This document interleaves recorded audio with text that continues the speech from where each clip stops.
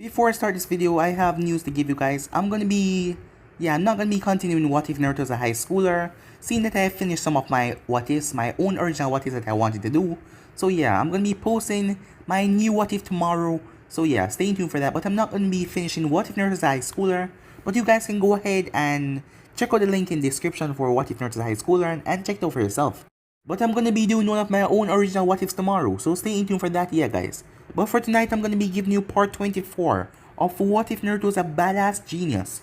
Remember to get this one to 200 likes as usual, share this to all of your friends in your social media platform, and also, go ahead and check out the brand new episode of What If Naruto was from the two greatest clans, and enjoy that guys.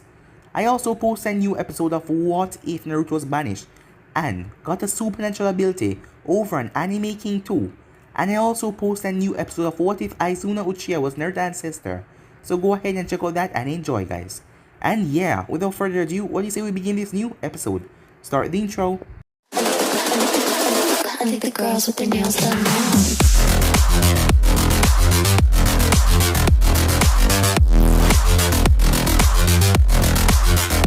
Girls with their nails done. I think the girls with their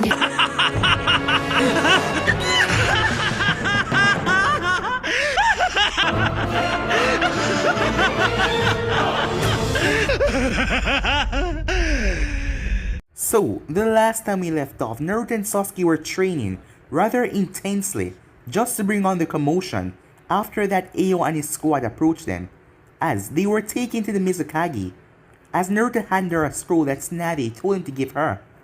The moment he handed her the scroll, she accepted Naruto, as he wondered what Tsunade wrote in the scroll. Back at Konoha, Mikoto was surprised as she visited Kushina and hear about Eugeo and Naruto being together. She then headed off saying that she has something to do.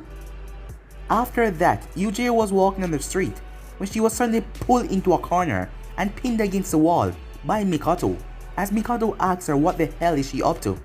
Mikoto knew that Eugeo knew about them, but what is she playing at? As Eugeo says she's not playing at anything, and Naruto's mother accepts her already, and there is no future for their relationship, as she had to tell her bluntly because she only see where the both of them coming out of this hurt, as she didn't want that for Naruto or for the woman. As Mikoto told her not to worry about anything, because soon enough their relationship won't be private anymore. She was also talking in strange codes, as Eugeo figured that something was up, but Mikoto wouldn't tell her anything. As Tsunade also got a note, as Gaara was attacked. As Naruto and Sasuke was not here, Gaara was attacked by the Akatsuki. As Gaara got saved though, as Tsunade sent out one of her best teams. But Lady Chiyo risked her own life by giving Gaara back his life, after the Jinchuriki was extracted from him. After the days passed, Naruto and Sasuke were coming back to Konoha, when Naruto got a message from a raven bird, as he told Sasuke that Gaara was kidnapped, but Naruto didn't seem like he cared about it. But Naruto said that Gaara was only used for a pawn, to see when the Akatsuki will strike, as Sasuke must admit Naruto is really cold, as Sasuke was told by Naruto to go home that he will handle the next mission by himself, but Sasuke told him that he's coming. But then Naruto got pissed. Over the years, because he has gotten stronger, Sasuke think that Naruto won't put him in his place anymore, as Naruto drive a kick towards his skull, but Sasuke jumped away, as the branch that he landed on sliced into multiple pieces, as Naruto told him to go home. At the sand, Gaara was wondering why Naruto wasn't a part of a team, but Temari told him that he wasn't even in the village, so that is her main reason. As Gaara told her when she go back to the Konoha, she must inform Naruto that he wished to talk to him. So yeah guys, that was basically the last part we left off. You guys can switch across the place and check it out for yourself, so let's start this new episode. We begin this episode at Konoha, at the Uchiha compound.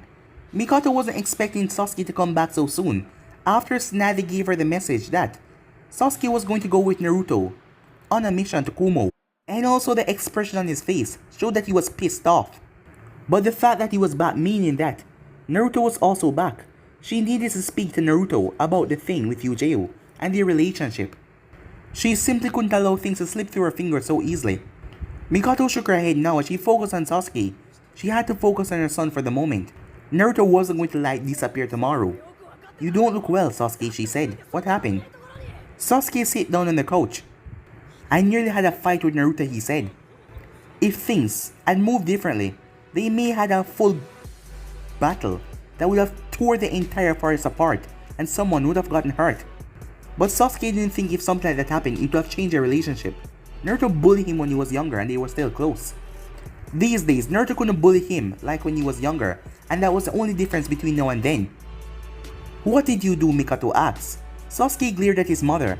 Why do you automatically assume that I am the one at fault? He asked. She waved her hands. Let me rephrase that. What did Naruto say to you to get you so mad that you want to fight him? Sasuke's glare intensified for a second before he shook his head. He wasn't going to say that it was his fault. It was Naruto's fault. He didn't want me to come to Kumo with him, so I told him I was going to go whether he liked it or not. Mikato blinked. Sasuke had to know that Naruto didn't like to be forced to do things. He did things when they were convenient to him at the least.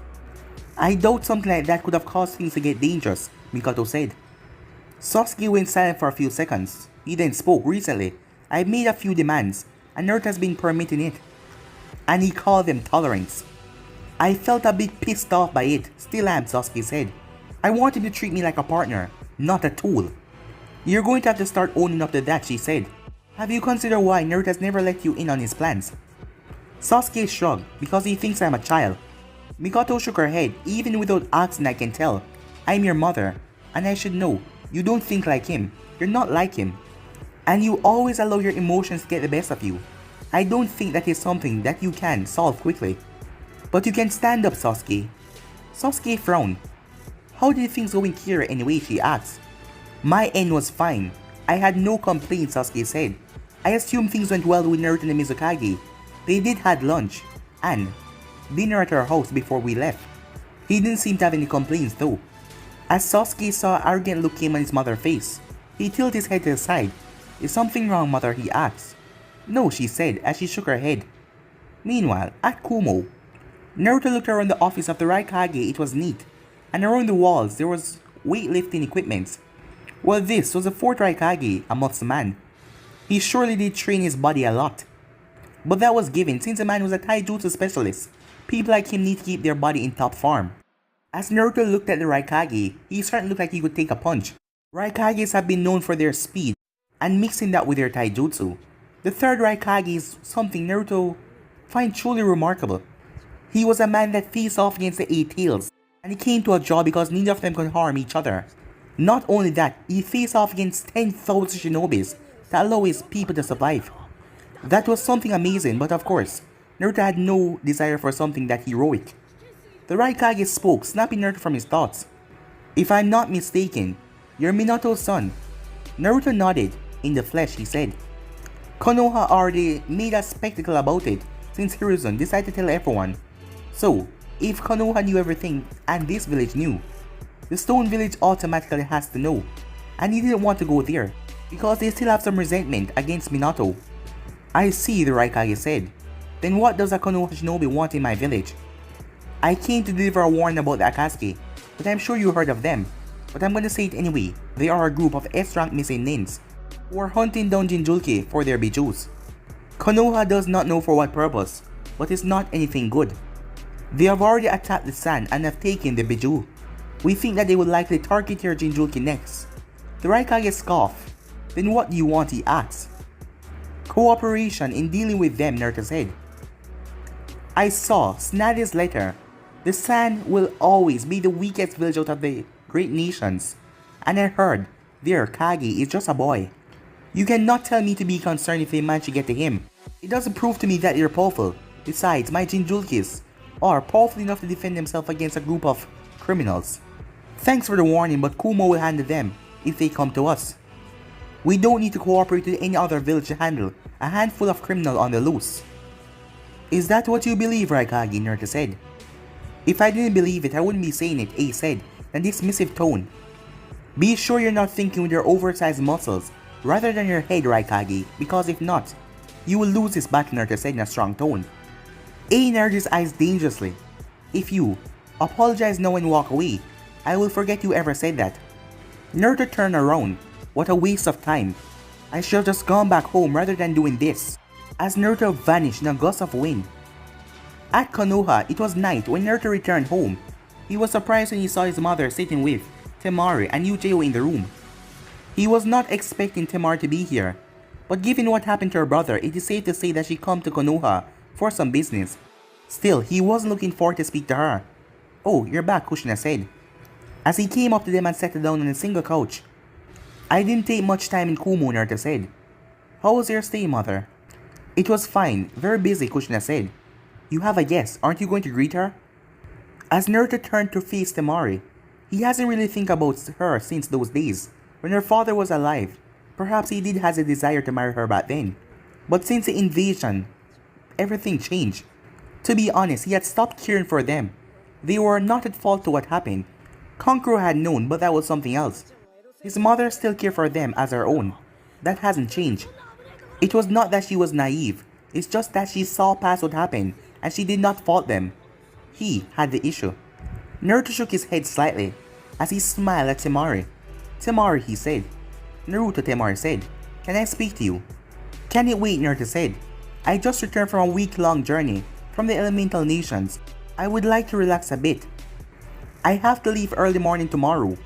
I should be leaving today, but I wanted to speak to you before I left," she said. "Speak to her, Naruto," Kushina said. Naruto stood up as he yawned, as Kushina kissed him on the forehead. "I am happy you came back safe," she said. As Naruto looked at Yujiro, he wanted to speak with her, but he will have to deal with Temari. "Follow me," he said, as Temari slowly followed behind him as she entered his study. "What do you want to talk to me about, Temari?" Naruto asks as they enter. "Our marriage isn't going to happen, I am certain of that now. I will speak to Tsunade to cancel the agreement on your approval. But that isn't what I want to talk to you about. We need to talk about your role in the Sand Village. I am sure you already know what happened to my brother, and now there is more challenge that he's facing." Naruto turned towards her. "What do you mean my role in the sand? I'm a Konoha shinobi." "I didn't dispute that," Temari said.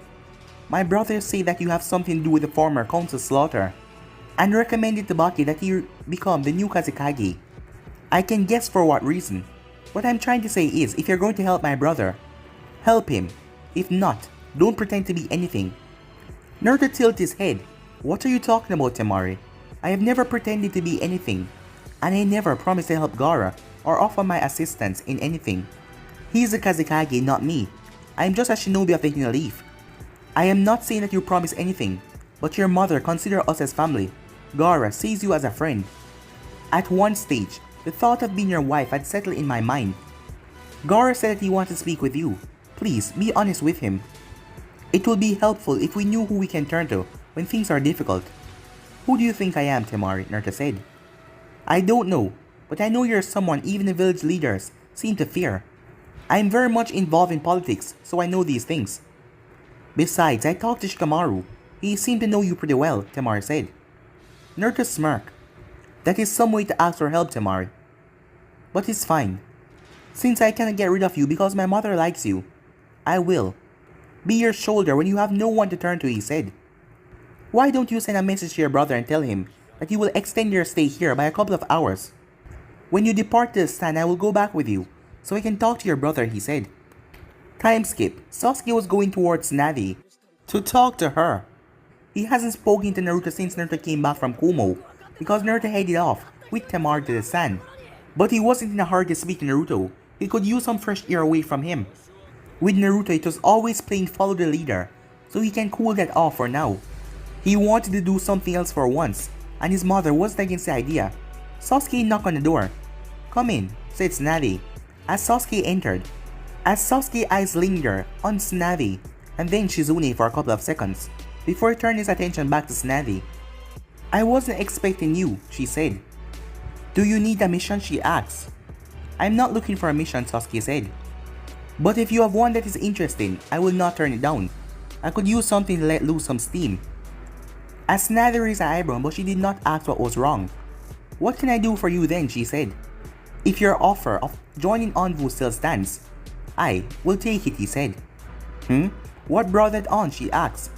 Sasuke shook his head. "Nothing. I was always thinking about it. Besides, I need to get away from Naruto's shadow if I'm going to establish myself. It won't do any favor to the Uchihas if I allow his shadow to consume me. I am going to be clan head in the future. I need to be prepared, experienced, and with a reputation. Snather smiled. This was unexpected, but a good thing nonetheless. I will get the paperwork ready, and someone will pick you up for your training, she said, as she tried to seal her happiness. What training? Sasuke said, with a confused look on his face. Anbu training, said Snathy with a smile. I don't think Naruto taught you anything about the Black Ops.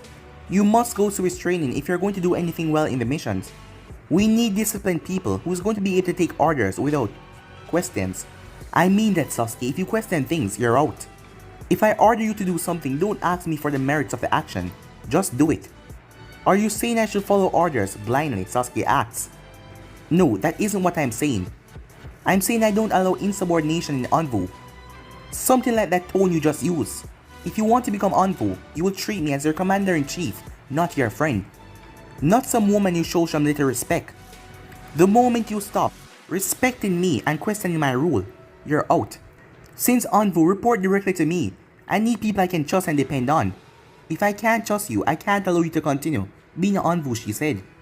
There's a way of things and you must follow it. You will learn that when they take you through your training. Is there anything else? She asked. Sasuke shook his head no. Good, she said. Sasuke, why does Naruto not fear the Akatsuki? He knows that they're after him, but he wishes to travel alone. I told him to travel with someone, so that if he came across them, he could be better protected. It's because he believes in his strength, and he has no shortage of confidence. But if he's being like this, it's because he has something planned up. It is likely he's waiting for something. With someone alongside him, no one can touch him, or approach him. That made Tsunade curious. Who could he be waiting for? Sasuke shrugged. He had an idea from what Itachi told him, but if Naruto didn't tell Tsunade anything, he won't tell her anything. Besides, he has already said too much anyway. I see, said Tsunade. You can leave now. Once I get paperwork, they will come for you. Sasuke simply nodded as he left the room. At the Sand Village, Temari took a deep breath as she finally arrived at the entrance of Suna. As traveling with Naruto, it was hard because he didn't take pit stops. Well, he rarely take them, and he said that he didn't want it to linger behind because you never know when a storm might brew.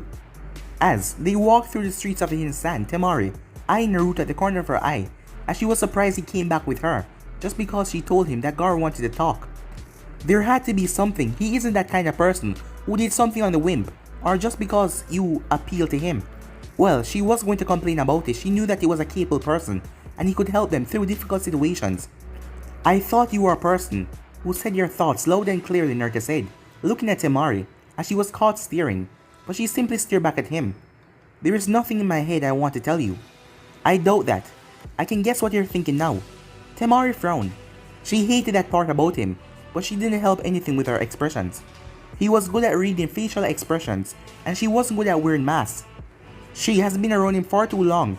When was she going to learn? Keep guessing, but don't tell me. Come on, Temari said. Let's go to my house first. You need some rest and get something to eat. We left Konoha yesterday, and we only rested in the night. Naruto shook his head no. I must return to Konoha the moment I'm finished with Gaara. Once I'm done with him, I will simply teleport into the Fire Nation borders. There are still things I must sort in Konoha before we take the fight to the Akatsuki. Temari was going to get in an argument with him. She merely nodded and led him toward the Kazekage Tower. When they arrived, Baki was with Gaara. As he was standing behind Gaara with a stern look on his face, his arms folded across his chest. Gaara was the first to speak. Naruto, I was surprised when I received Temari's message. I thought it would take a while for you to get back to me, considering how much of a basic person you are.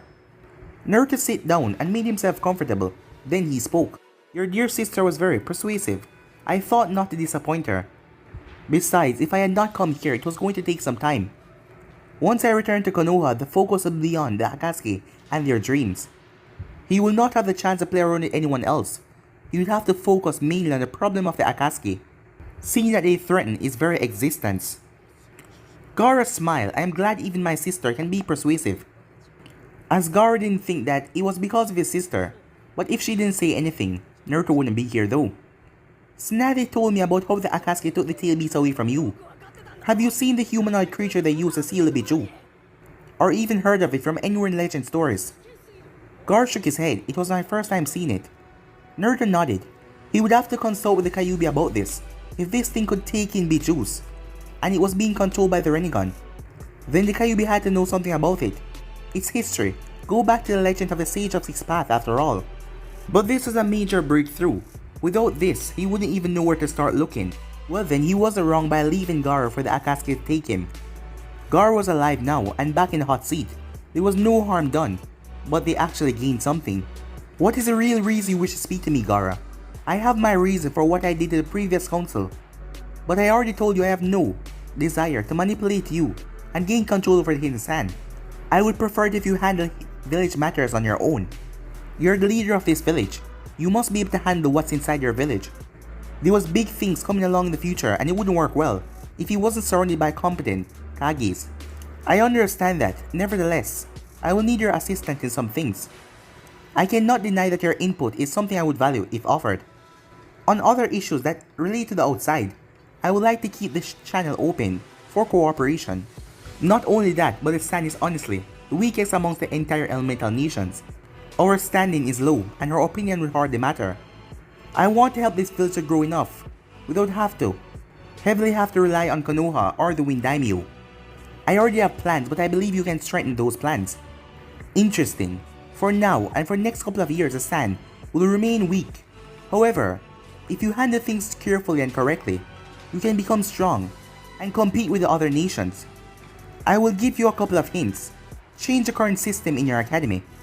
Replace it with something strong in order to produce top shinobi. For that, I can give you a detailed plan. This country is not great for farming, meaning you rely on food from other farming countries. He then pulled out a scroll. I will go over what's inside that scroll. If you have questions, you will ask. This will also take some time, so you may want to sit, Baki. Later that day, at the outskirts of Konoha, Naruto stopped moving and he sensed something.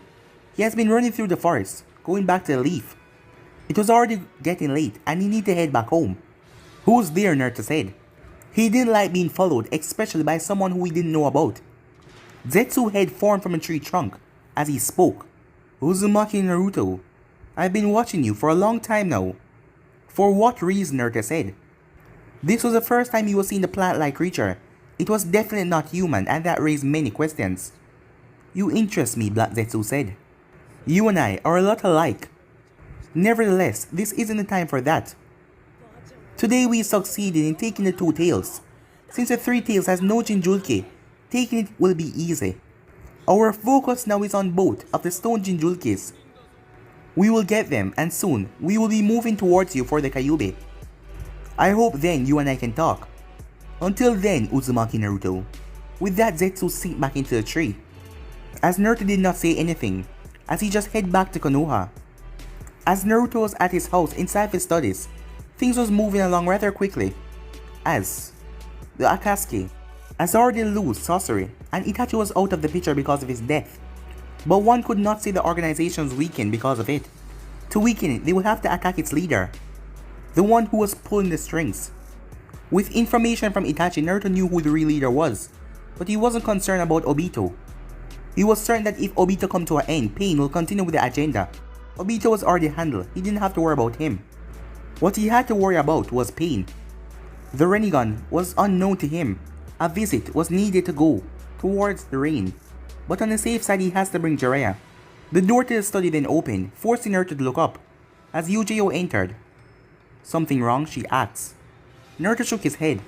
Not particularly, but there has been certain developments that caused me to rethink things. I was running on the view that there was time to set up a few things. However, I no longer have the luxury to work around things. I must now focus on the Akatsuki because it will be moving towards me soon. As Yujo was surprised, she thought that the Sand only captured the Sand Jinjulki and Naruto will be the last. That will give him time to go on his parade and still manage them. However, if they were saying that they were going to move on him soon, that means they already made a move. What have they done? She asks. Made movements, Naruto said. Tell me, does it make me a bad person? Because I don't care about what the Akatsuki is planning. I just want to protect my life. With the security around here, I don't care about the other Jinjulkis.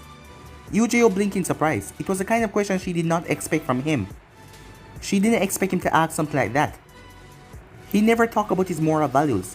Whether it was good or evil, he never talked about those things. His mother didn't even entertain the subject with him because she knew which line he followed. Not necessary. Are you trying to become a good person who would be liked by all, Naruto, she asks. Maybe a hero of some sort. That isn't funny, Naruto said. I'm only curious about the thin line between good and bad, right and wrong. It has become relevant if I'm going to successfully deal with the Mizukage. But you're not going to help me with this. You always have a reason for coming. What is it this time? Have you spoken to Mikato? No, not since I left the Kiri. I'm guessing she knows by now and she has confronted you. She did, Yujiro said. I see, Naruto said. I'll face her tomorrow. A few moments of silence settle in before Yujiro asks, where do we stand, Naruto? Where do you want us to stand, Naruto asks. I have given things some thought, but just to be on the safe side on things, I would rather not do anything reckless. Of course, saying that, I don't mean to say I'm closing the chapter. My question still stands. I know you don't really love me, but I hope to turn that fondness into love one day, she said. Am I allowed to do as I please to show you what I want? Whatever you want, Yujiro, Naruto said. As Yujiro nodded, as Naruto was sitting down in the chair, she walked over. She hesitated for a second, but just for a second, as she sat down in his lap. As she placed her hand on his chest, it was a gentle touch. He didn't make any immediate movements. The other day it was him making a move, and now it was her. Their eyes met for a long minute before Naruto finally moved his hands, as he wrapped both of his arms around her waist. As she leaned in closer and closer, as she got close to him, she could hear his heart beat. As it wasn't beating hard, but it was not beating normally. Yet, the change in the heartbeat showed that he was excited, or at least getting there. As Yujiro was pulled forward and he pulled back on her waist, as he planted a gentle kiss on her lips. It wasn't rushed, it was very gentle. You're killing me, Yujiro said after breaking the kiss with him. It has been building for a long time now. Couple of years, she said. You don't need to be that gentle with me, she said. As Naruto pulled her in for another kiss, as she closed her eyes. She then felt him stop as she opened her eyes, as Naruto simply smiled at her. This is going to be a long night, and this house is small. I prefer to take it somewhere else safe. The moment those words left his mouth, the two vanished from the study. They appear in a very familiar room to Naruto. This was a room that he'd done all kind of things with Mikato with. She looked around as she realized they were in the Senju compound. She looked at him. Is this where you satisfy Mikato, she asked. But Naruto did not understand her tone. He was unable to tell if she was bitter or just mad about it. But Naruto did not answer the question. This is where we are going to start something, he said. She just stared back at him. Won't I be sharing it with Mikato, she asked. I spoke to her, and I got the feeling it was more than just sex with her. If I can tell that, you must can as well. Naruto's mask did not break. He knew it was more than that to Mikato. He just didn't want to think about it because he knew, if it comes in the light, it will be a lot of problem. Must you bring her up now, Naruto said, as he didn't want to deal with the Mikato issue. It is just you and me, with no one else here. Must we talk about that issue, he asked. She wrapped her arms around his neck. Promise me we will talk about it tomorrow morning. I don't just want to leave that wide open, she said. You have a deal, Naruto whispered back, as the both of them started to make out again. Until she raised her hands, Naruto didn't even need to be told what to do, as he removed her shirt and threw it down, as he did the same. As she brought him over to the bed, as the both of them removed their pants. As she got on top of him, she then felt something hit her. I thought your gears moved slowly, she said. On this occasion, I'm a bit more excited than usual, he said. The next morning, Naruto found himself at the edge of the bed, as he was looking down at the floor, as he didn't have any clothes on. Behind him was Yujiro. As she was sound asleep, he nearly got up in the middle of the night and left the house, thinking that he overslept. That was how things work with Mikato. After every night he had to rush home before anyone noticed he was away. The secrecy in their relationship forced that kind of behavior. Yujiro's right hand moved towards the sheet as she couldn't feel Naruto. She didn't want to open her eyes, but she couldn't feel him, so she slowly opened them. As she then looked down to see him at the edge of the bed. As she smiled, last night was beautiful. She wouldn't compare to any other things that she shared in the past, but it was just something else. Naruto, she said in a slightly tired tone. She felt like cuddling, but she doubted he was the type that did that. Why are you up so early, she said. I woke you up, so you have to return before Sasuke wakes up, as there was amusement in his tone. Is that what you do with Mikato, she said. Naruto nodded. I was surprised with myself. I stopped myself after realizing I don't have to sneak around. Mother won't ask questions, there's nothing to hide. How does it feel, she asks. Naruto shrugs. I'm used to keeping secrets, but this won't change things. We should return home though. Yujiro reached out as she grabbed his arm. We still need to talk about this, and Mikoto. You're still seeing her, and I don't like the thought of sharing you. Naruto wanted to remind her that it was Mikoto who was sharing him. He has been involved with her first, and Yujiro was just appearing now. But he did not say it. I really don't know how I'm going to deal with this situation, but I will talk to Mikoto. He then paused. Still, I think I have enough energy for two. Joke. I want you all to myself, she said. Besides, you don't have a future with Mikoto, but you have a future with me. I'm still young, we will grow old together. Not only that, you have to live in secret with her. And plus, I'm going to be at Uzumaki one day. Naruto didn't say anything. Naruto, what will happen if you knock her up?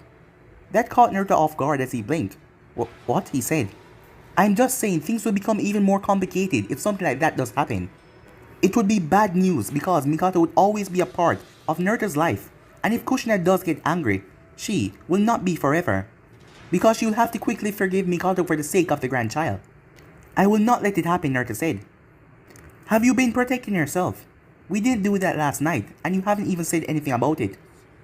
As an envoy, Yujiro was always protected, but she stopped protecting herself since she wasn't an envoy anymore, and she wasn't even active. Naruto blinked. I think if you had caught me a couple of months ago, I would have asked you what I was protecting myself from. I don't know though, I don't think we have. Really, I'm not that experienced, so I never even think of something like that happening. Yujiro stared at him. You're kidding me, right? As Naruto stared back, he was dead serious. You're unbelievable, but I shouldn't be surprised. Let us just hope that you haven't knocked her up already, she said. Anyway, I hope you will be careful from now on. I'm not going to fool myself to think that you're going to just end things like that. I guess I should also thank her. Last night was magical because of her, she said with a wide smile.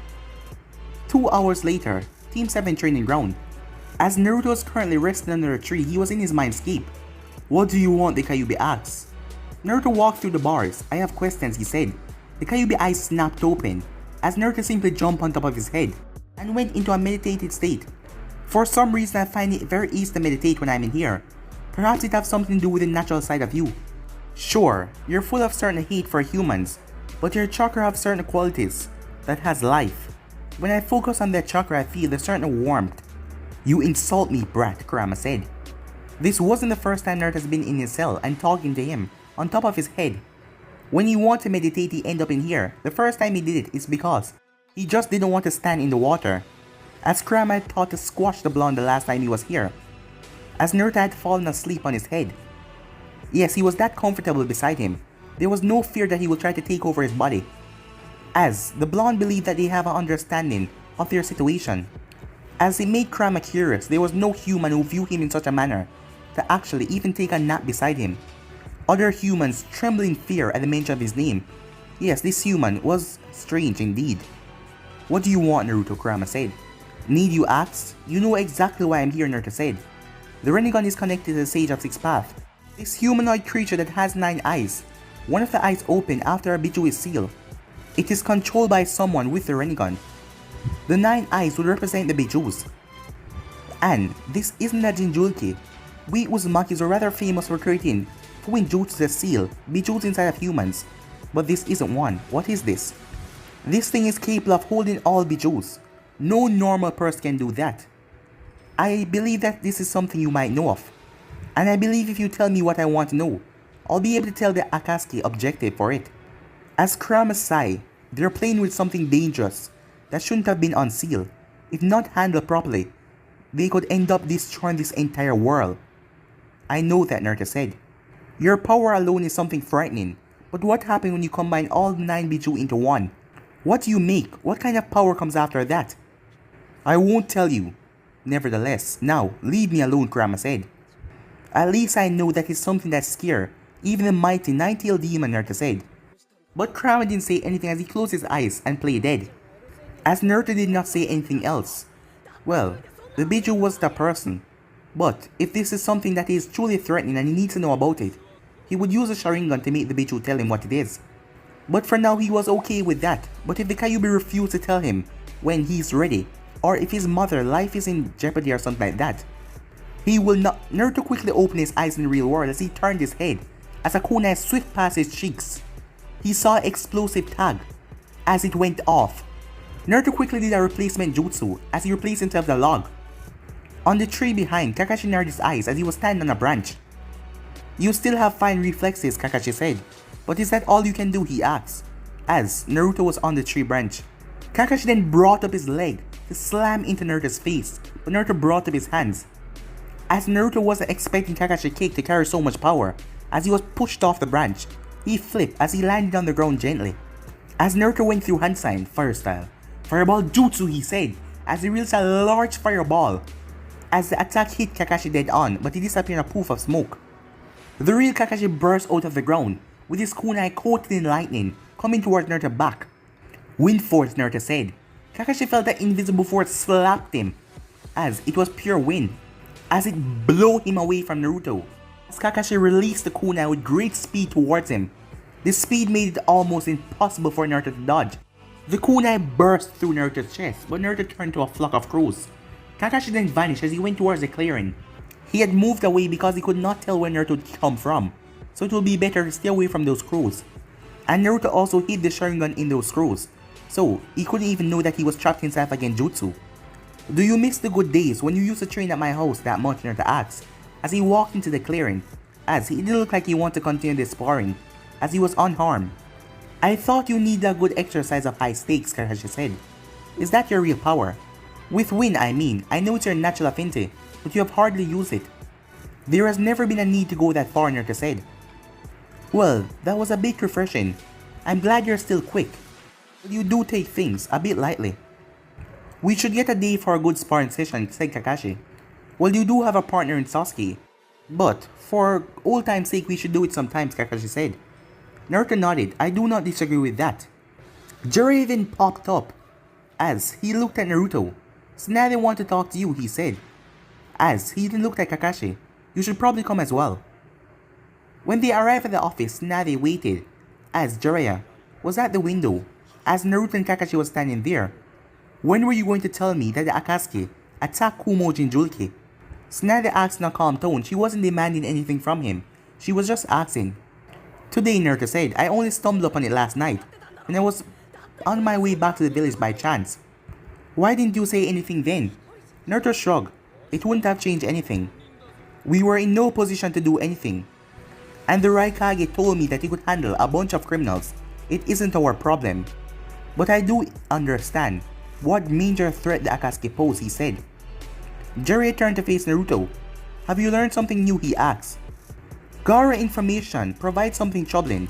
I cannot confirm it, but I believe they're trying to create a weapon utilizing all of the 9 Bichus. I don't know what they plan to use the power for though. Whether it's our world domination or other things," Naruto said. Tsunade frowned. This makes stopping them a priority. Naruto nodded. "Don't the Toads know anything, Jiraiya?" "Why would the Toads know something?" Jiraiya asked. "Is that rhetorical, Jiraiya? Are you being slow on purpose?" Naruto asked. Before Jiraiya could snap at the blonde, Kakashi intervened. No, Naruto. There's no need for that. We need to be civil here." "I am being civil," Naruto said. "Aren't you the author or child of prophecy?" Tsunade snorted when Naruto said those words. "Yeah, he is. He was even the sage of prophecy at one time." In a sarcastic tone she said it. "What does that have to do with anything?" Naruto shook his head. They were not going to understand anything he would say. Besides, he was only saying things that were suspicious, nothing concrete, as it was not worth telling them anything. "I just thought if their prophecy was real, they would know something about the medium that the Akatsuki's used to seal a Bichu inside of. It has something to do with the legacy of the Sage of Six Paths. And the fact that there is hardly anything left behind make it hard to believe, or hard to find, concludes evidence." "You believe that he existed?" Tsunade asked Naruto, as she was surprised. Naruto nodded. "Yes. I know he did. The Uchihas have some evidence that he did, and so have the Senju. Your grandfather was a Senju, he should have known. For any case, we just have to think about stopping the Akatsuki now," he said. "That is the reason we're here," said Jiraiya. "We need to plan how we're going to do it, even with the help of the other nations," said Tsunade. "I believe they have positioned themselves to capture Biju from 3 to 7. Probably won't take them more than a couple of days to capture all of them. Since their sealing takes time, and they know that we're trying to stop them, they're likely to capture all of them before going to hiding and sealing all of them. We don't have to worry about them being killed since we know that the Akatsuki doesn't kill them, but the extraction does that for them. Once you have captured these, they will focus on the 8 tails. If they manage to get him, after that they will come to us for the Kyuubi. And since I will be the last one, they will use any means necessary to get the Bijou. My plan is that we get to their leader to stop it. We know that he's Hin, the inner rain. Jerry and I can go there and test his power before we decide how to deal with it. But you know that people who go into that village don't come back, Kakashi said. A little word for the blonde. Don't forget that I'm a Sanin, brat, said Jiraiya. Besides the legendary powers of a Sanin, Naruto said in a sarcastic tone, we have the means to escape. Our purpose of going isn't to engage in a full-blown battle, but it's to test the power that we are up against before forming a strategy on how we are going to deal with it. As Nadia started to think things over, we don't really have a choice. If we destroy the leader, the rest of the hunt will scatter. The only thing that is probably keeping them together is the leader. The organization is made of powerful criminals, that means big personality and big egos. Without the powerful force to get them together, they won't be going after the Bijou, she said. But what about Sasuke? Are you not going with him? She asked. We are not going to war, so Sasuke isn't needed. Besides, how childish he may be, it is best if him and Kakashi stay behind. This world is unpredictable. We don't know what will be waiting for us when we reach Arene. When do we leave? Asked Jiraiya. As Naruto thought for a moment before responding. In 3 or 4 days from today. That late, they could have already made movements by then. There is no use making panic situations. And I'm not stupid enough to rush into these situations, knowing that they involve death, Naruto said. I understand what you're saying, Naruto, but we cannot afford to waste time. Jiraiya will leave once we finish talking. Naruto, you can follow him on later tonight. That is final, Tsunade said. If you want to make preparations, you can go and start making them. As she dismissed Naruto with a wave of her right hand. That afternoon, at the Senju compound, Naruto was packing some books as Mikado was behind him. This isn't much, but still a lot of knowledge for one person, she said. There is never too much when it comes to knowledge, Naruto said. What makes you say it is for one person anyway? Well, your mother won't bother with it, and you, Jayo, would be trying to get into your pants to come here. Naruto stopped what he was doing as he turned to Mikado. What if she has already done that, he asked. Mikado blinked. What? She said. Naruto shook his head. Nothing, he said. We must talk about where this is going. Mother wants me to get married and have grandchildren. To say we can't get married is incorrect. But it is just not going to happen. So I must look at other options. And grandchildren? Said Mikado. Naruto shrugged. That is something I'm not even considering at the moment. But we must solve this matter. My mother would honestly freak out if this comes out. We should just... Mikado interrupted him. We cannot. Not now, she said. As Naruto shook his head, Yujiro said that there is chances of you getting pregnant, since we do not take measures against it. That will honestly complicate things, and I am not sure if marrying Yujiro would be an option then. Before anything happens, we must take measures to avoid that situation we cannot escape. Mikado walked over to him as she stopped inches away from him, and took his right hand and placed it on her belly. What if I'm already carrying your child, Naruto, she said. But guys, I'm ending this episode right here. If you want to see the next part of this, you know what to do. Like, subscribe, comment down below, and turn that bell notification to stay posted. Remember to share to all of your friends in social media platform. And yeah, so I'm out for now. See you guys tomorrow. Peace.